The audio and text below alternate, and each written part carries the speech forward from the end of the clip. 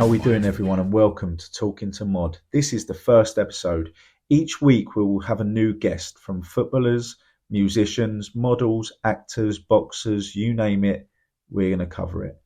This week we have an absolute gentleman of the boxing world, Darren Barker. The only problem is, though, he's a Chelsea fan. I thought I'd say that now before he joins me. But ladies and gentlemen, enjoy the first episode of Talking to Mod. This is Darren Barker.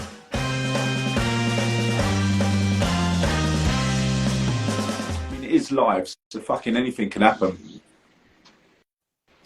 Right, how's that? Here we go. Here, turn them lights back off again.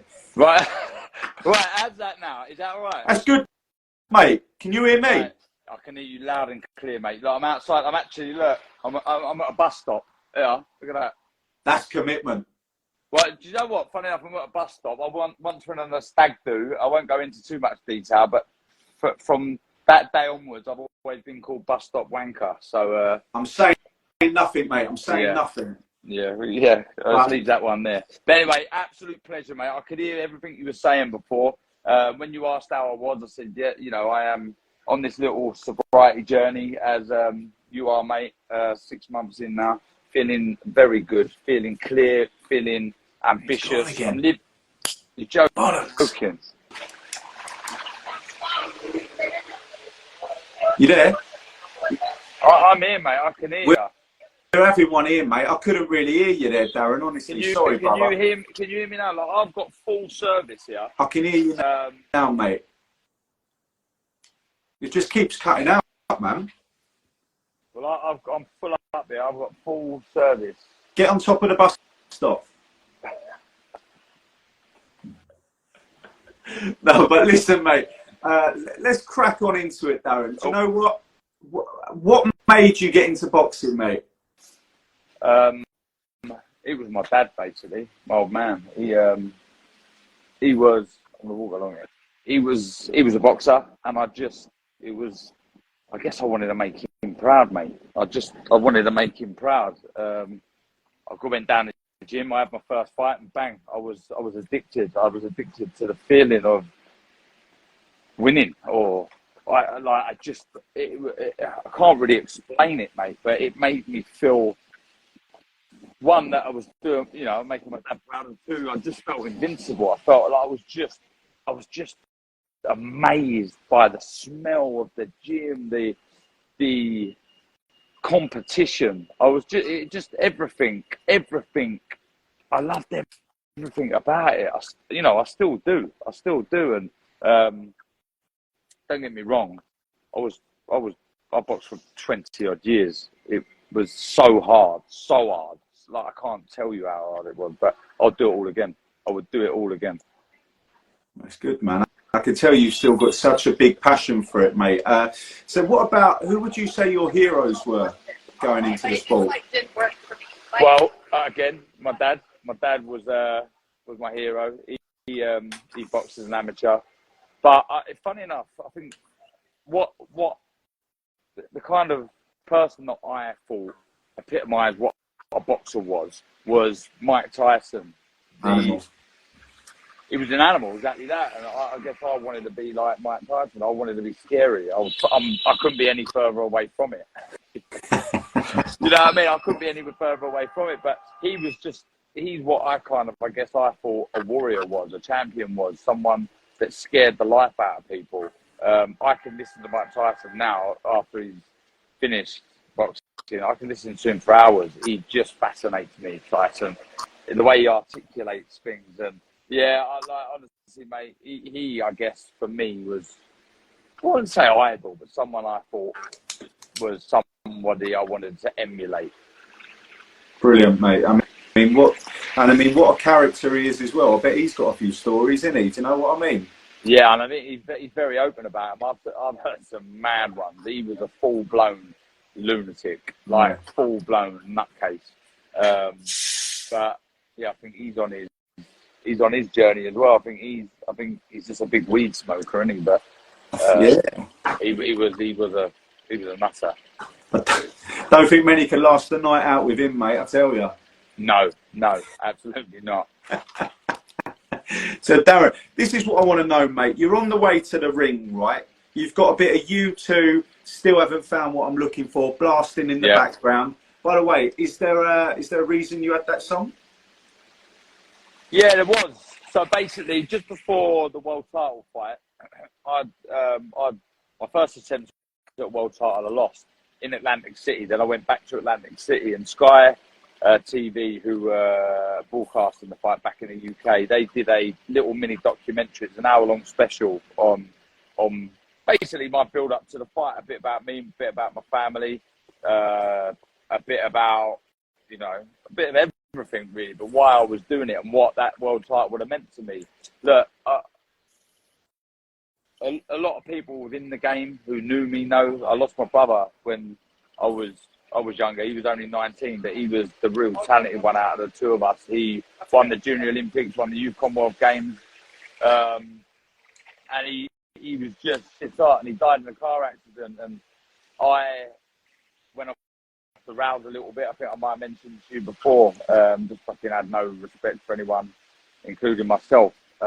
In time, I got back in the gym, and I thought to myself, if I can't do it with my brother, I'll do it for my brother.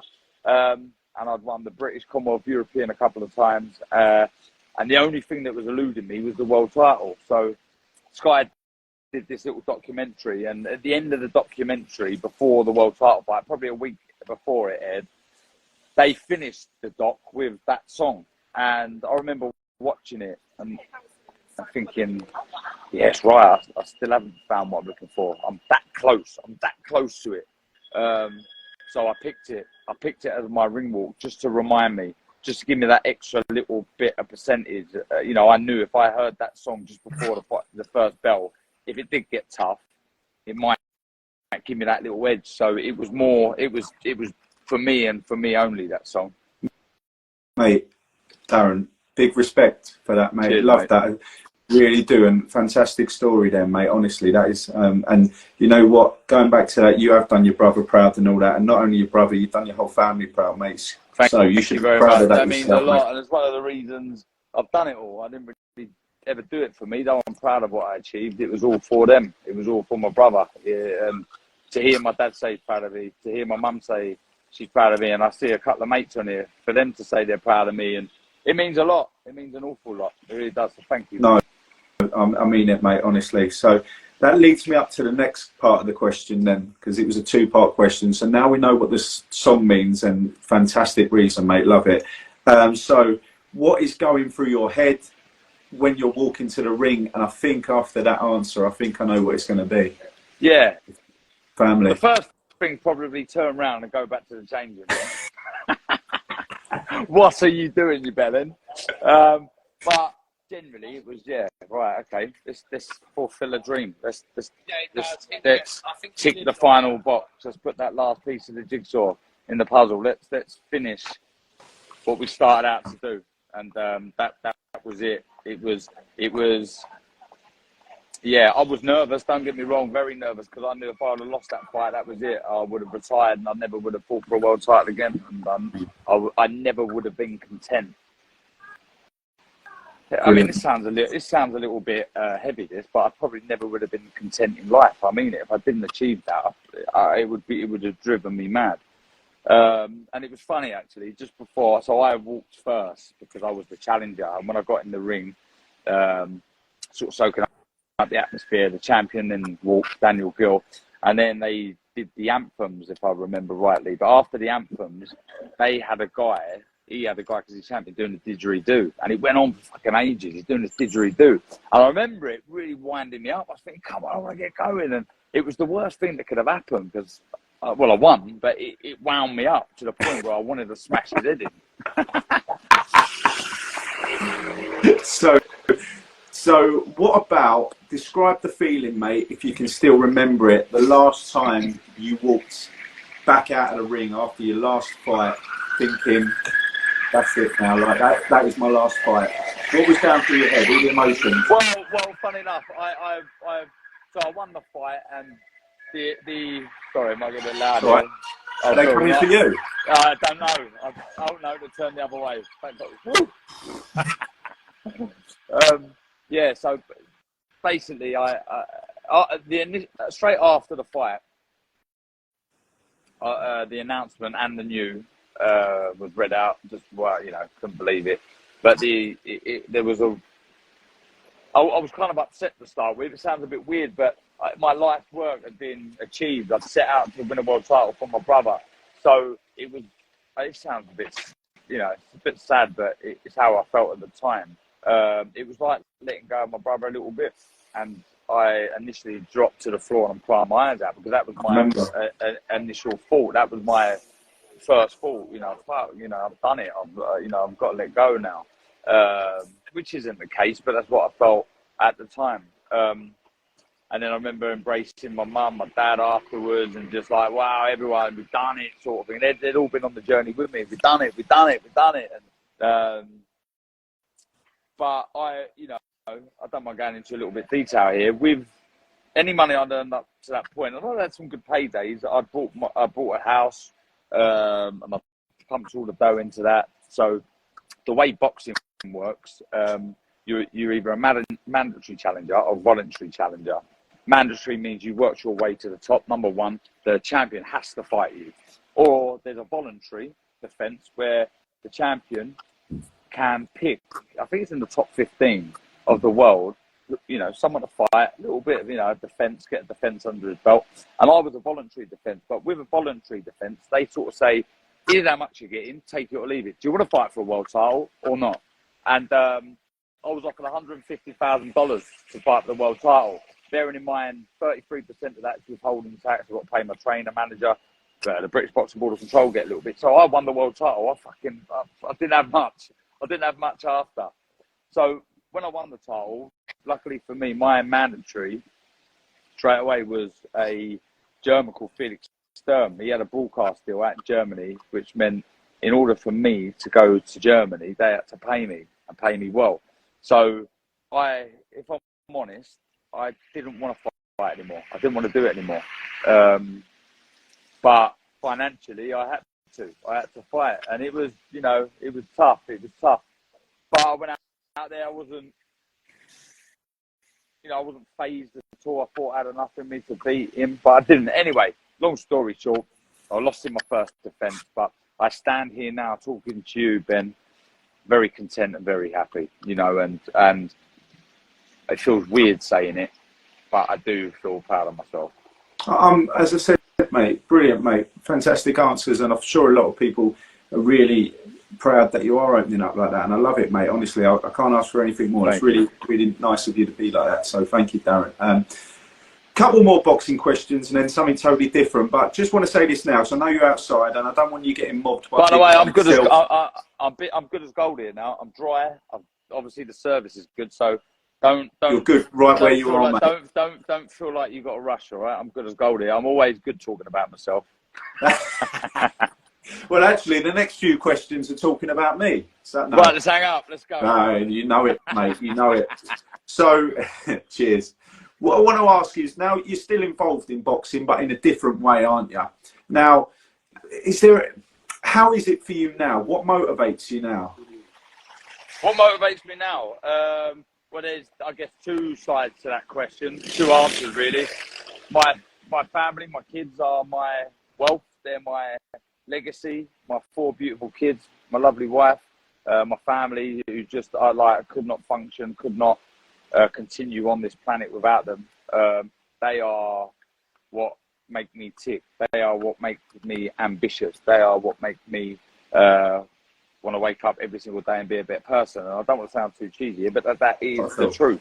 I look at those. I knock the drink on the head because of those. I want to be a better me. I want to be a better dad. I want to be a better husband. I want to be a better friend. I want to be a better son. I want to be all of these things. My family, my children are that's my legacy. That is my wealth. That is everything. So that is my inspiration, and that's what keeps me ticking now. And aside from that, I've got a few things going on, mate. I look after fighters. I've got a management company with Joe Calzaghe, and I think we've got a wealth of experience that is unrivaled, really. And it's important for us to look after people, make sure they're not used and they are guided correctly. What was the initial question again? I've gone off on one, haven't I? No, don't be What am I so doing like, now? I don't want to be answering something that it wasn't what I was asked. no. Mate, you're like me, mate. We make a right good pair here, don't we? Do you know what it is? My So, mind goes 100 miles per hour, so I easily forget things. I must have ADHD or something. Well, actually, a friend of mine diagnosed me with it, and I went, it's funny. He went, do you know you got ADHD? And I went, do you reckon? He went, 100% you have.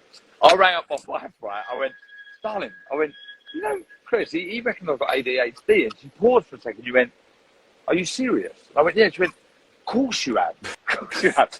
But what, you know, my mind goes 100 miles per hour. So if I go off on one a little bit, sometimes I forget what I've been asked.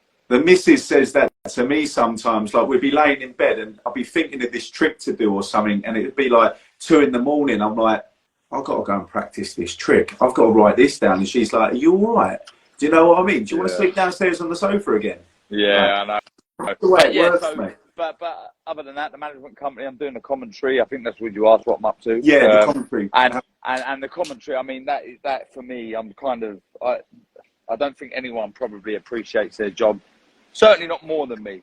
I sit there every single fight week and I pinch myself because I love this sport as much as anybody.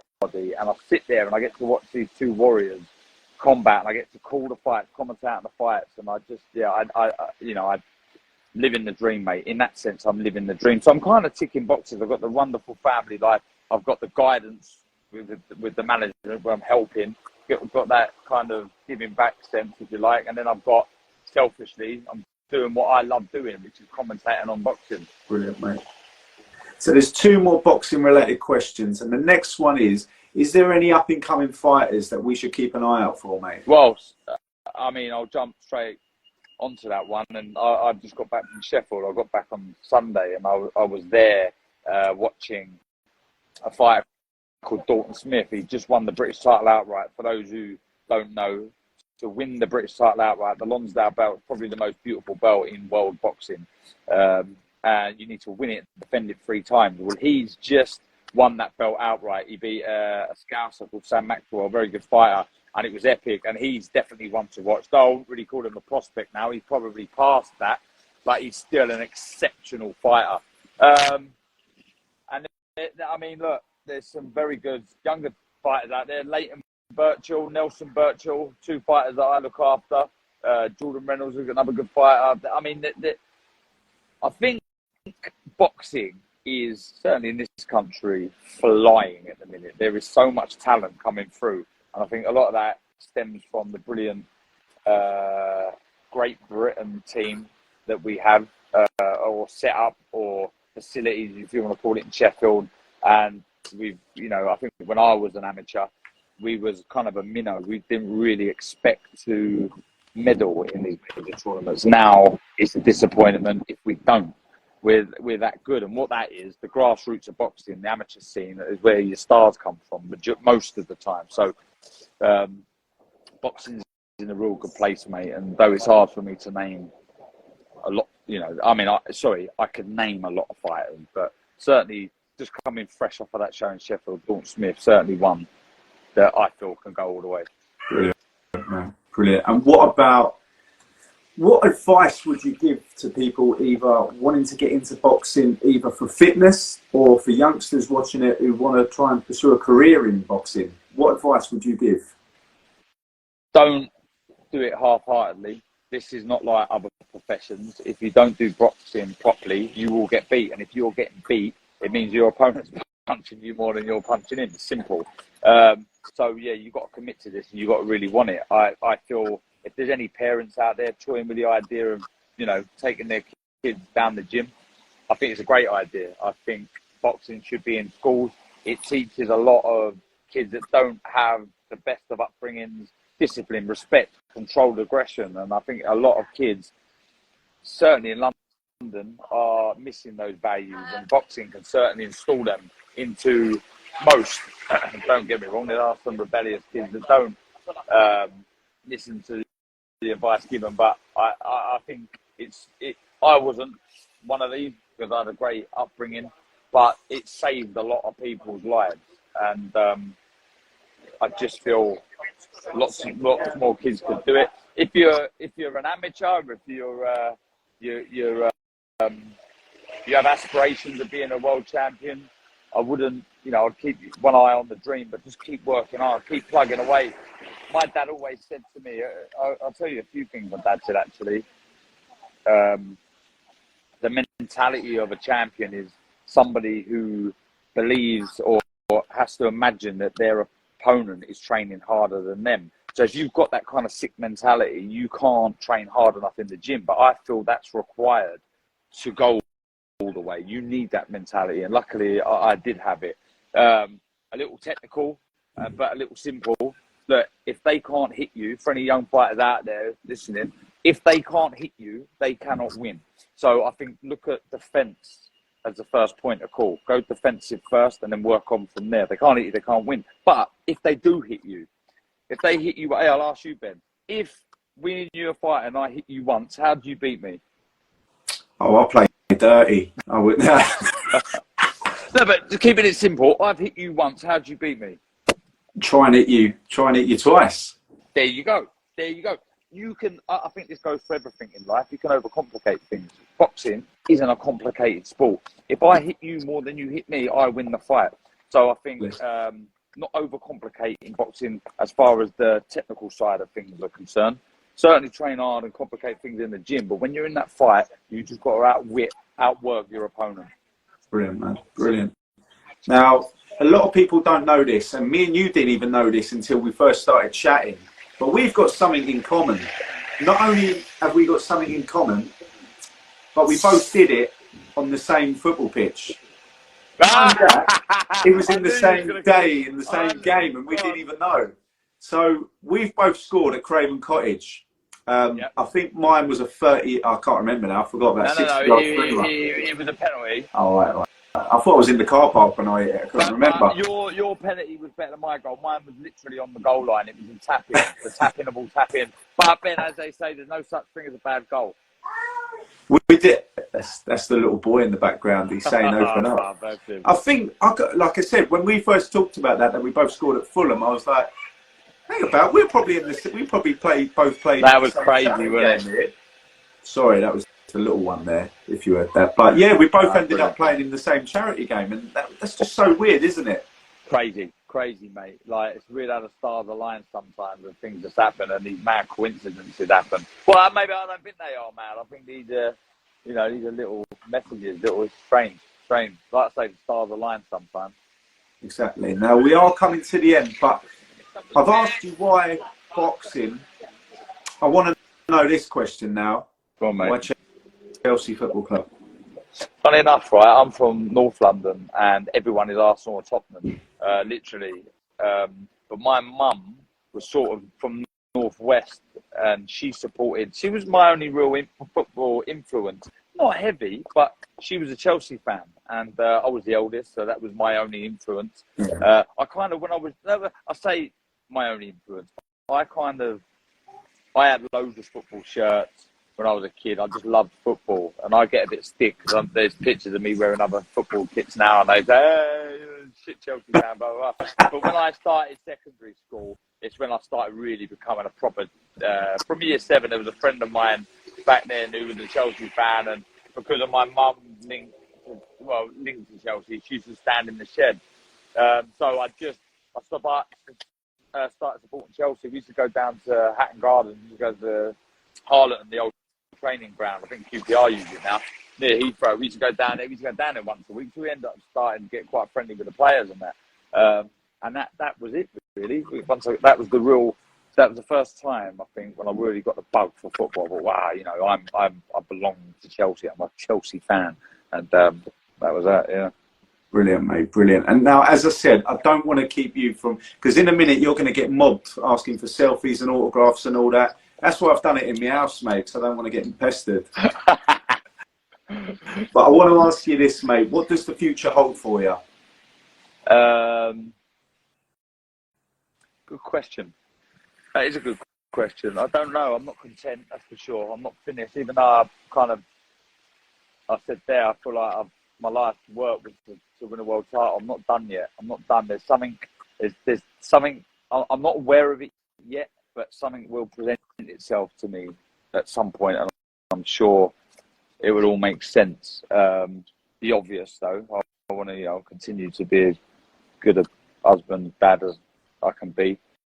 But there's something, I don't know what it is, Ben, but there's something in me. There's a fire. There's a fire that I don't know what it is. There's a fire. Like, don't get me wrong, like the commentary, the management, they're all things that I love, but there's something else. There's something, and it's not financially driven. It's not about money. There's something in me that I don't know. No, I'm searching for something. I don't know. I've got a fist here. Like, I don't know what it is. There's something. There's a calling. I know there's something out there for me that I'm supposed to do, but I'm still searching. I'm searching for it. As soon as I know, mate, you will know. Waiting for one of these YouTubers to put big money down for you. That's what it is, eh? Who knows what it is? I don't know. I think it goes. Never say never. Yeah, never say never. But look, don't get me wrong. It would never happen. But if Jake Paul called me out, I'd chin him. But it goes deep. It goes deeper than boxing. There's something there. I don't know. It's a charity. I don't know. There is a fire in me that I don't know. I spoke about the stars aligning a moment ago. I'm waiting for that to happen. I'm waiting for it all to make sense because I'm not content. I'm not. I'm 41. Yes, I'm cracking on. I'm middle-aged. Yeah, I'm middle-aged, but I'm as hungry as ever. There's something there. There's something that I'm gonna do. I don't know what it is, but I'm gonna do it. I love that. And I'll be the fucking best at it. And I'll 100%. Make sure I complete it. And just for the record, after what you said, after you've had a go on Jake Paul and knocked him out, I'd like to knock Sevens shades of shit out of him as well. So I think he's a bit of a mug. But anyway. You can hold the spit bucket if you want. You can be my cut man or something like that. All over that. And I'd be the best cut man you've ever had, son. There you go. But listen, just before I go, as I said, I am going to let you go soon because it's been lovely that you have given me your time, mate. Pleasure, but you pleasure. Did cut out at the beginning. And I want to, if you don't mind me saying, me and you got in touch after I did a podcast with Dapper Laughs. And you got in touch with me and said you really enjoyed it and you're on your own journey. I'm still on my journey. And I just want you to touch up on that because, there's going to be people... Look, sorry to butt in there. You asked me how I was, and it did cut out. But I'm living life right now through HD, high definition, and I'm on this little sobriety journey. I've done 6 months and 4 days or something, and I am living my best life. I am ambitious. I am focused. I am driven, and for the last few years, I've been living a little bit foggy.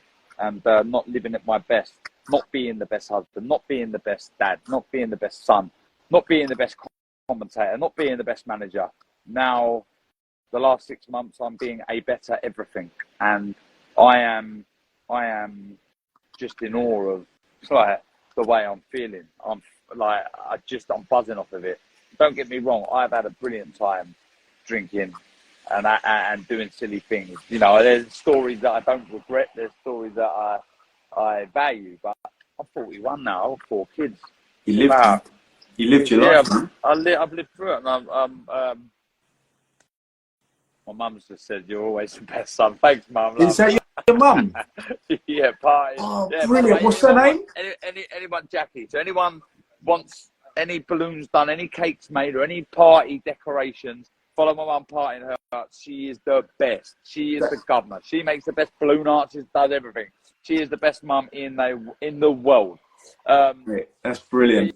I said to my mum yesterday, I texted her and said, I'm doing this new little project. I've got a boxer. And she texts me back going, I love dogs. I'm like, you know what I mean?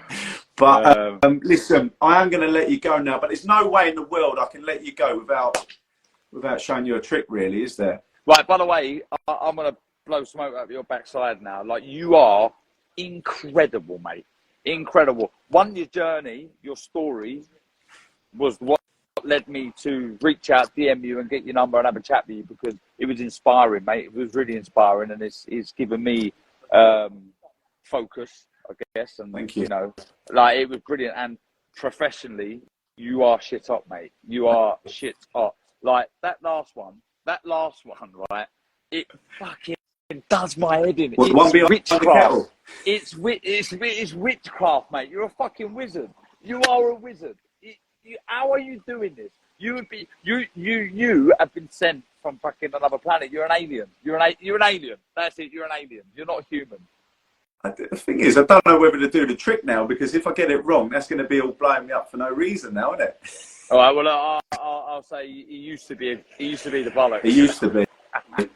Let me try this. Come on then, mate.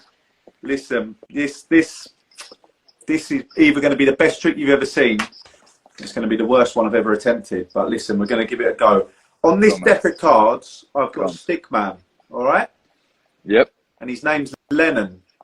And I drew him through lockdown. I was bored, and 52 playing cards. 52 illustrations of Lennon. He knows one trick and one trick only. 52 cards in a deck. Just think of the first card that comes to your mind. So, yeah. You got one? Yeah. Name it out loud. Ace of Spades. The Ace of Spades. That was easy, wasn't it? Now think of another one. Right, I got it. What is it? 8 of Hearts. The Eight of Hearts. Yeah? Eight. Eight. Eight of Hearts. Right, so now watch the Eight of Hearts. Let me do this as freely as I can. There we go. There's the Eight of Hearts, okay? You can see that? Yeah. All right, so that's not much of a trick because I've found it myself. Yeah. But Lennon's going to find it now. Watch carefully. Go on, okay, then. Here we go.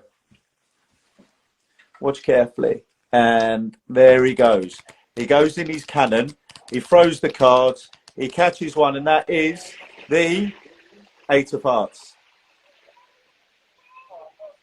Just like, what is going on here? Yeah, look. Just can't get it in my head.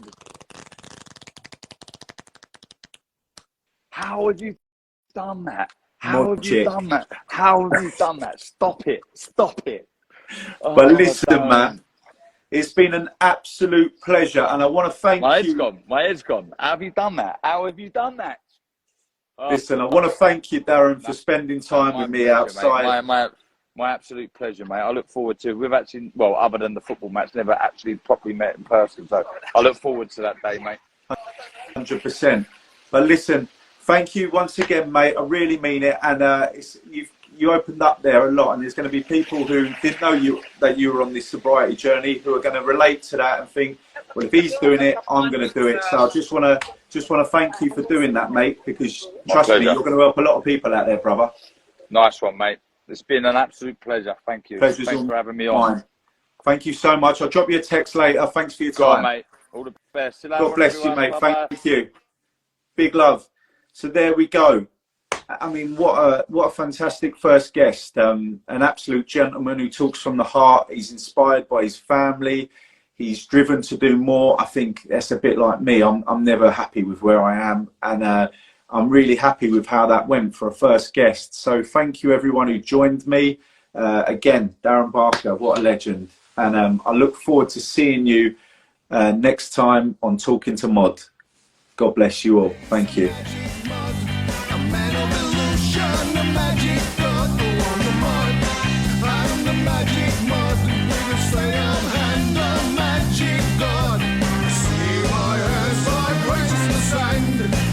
Everything's a work of some man. We'll flick of the wrist and it's gone.